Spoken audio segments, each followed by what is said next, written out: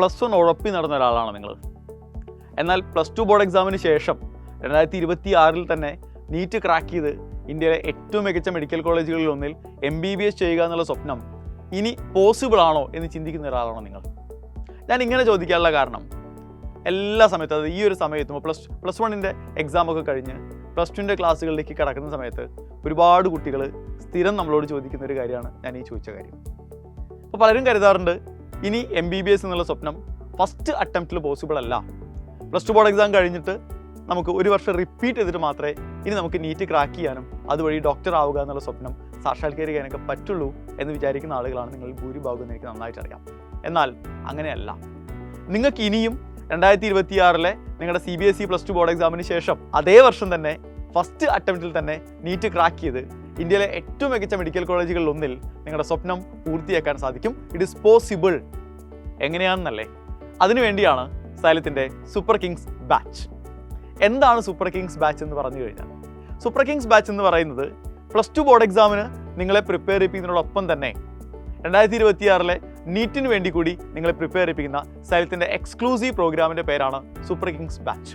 അപ്പോൾ നിങ്ങൾ ചിന്തിക്കുന്നുണ്ടാവുക, ഇത് +2 ബോർഡ് എക്സാമിന് പ്രിപ്പയർ ചെയ്യിപ്പിക്കുന്ന ബാച്ച് അല്ലേ, അപ്പോൾ +2 സിലബസ് മാത്രമല്ലേ കവർ ചെയ്യുള്ളൂ, +1 സിലബസ് കൂടി പഠിച്ചാലേ നീറ്റ് ക്രാക്ക് ചെയ്യാൻ പറ്റുള്ളൂ എന്ന് ചിന്തിക്കുന്ന ആളുകളായിരിക്കും നിങ്ങൾ.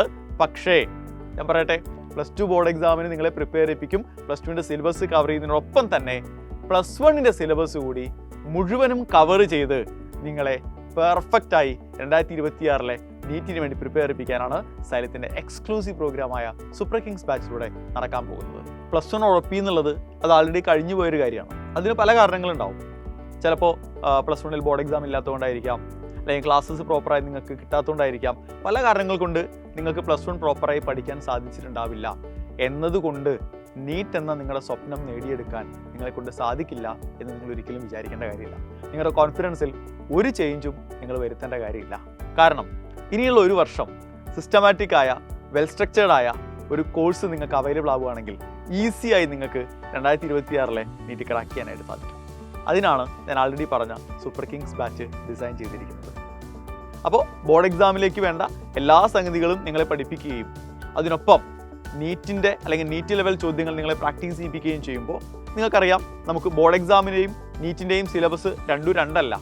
+1 +2 ബോർഡ് എക്സാമിന് നിങ്ങൾ എന്താണോ പഠിക്കുന്നത് അത് തന്നെയാണ് നമ്മൾ നീറ്റിലും സിലബസ് ആയിട്ട് എടുത്തിട്ടുള്ളത്. അപ്പോൾ അതുകൊണ്ട് ചോദ്യങ്ങൾ ചോദിക്കുന്ന രീതികളിൽ മാത്രമേ വ്യത്യാസമുള്ളൂ.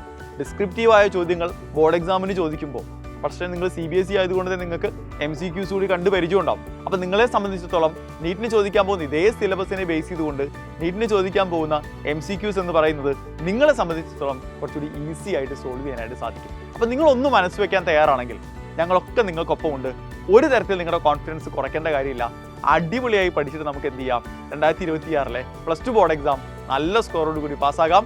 അതിനൊപ്പം നിങ്ങൾ സ്വപ്നം കാണുന്ന ഇന്ത്യയിലെ ഏറ്റവും മികച്ച മെഡിക്കൽ കോളേജുകളിലൊന്നിൽ നിങ്ങളുടെ ഡോക്ടർ ആവുക എന്ന സ്വപ്നം കൂടി സാക്ഷാത്കരിക്കാനായിട്ട് സാധിക്കും. നമുക്ക് ഒത്തൊരുമിച്ച് 2026 നീറ്റിനെ നേരിടാം.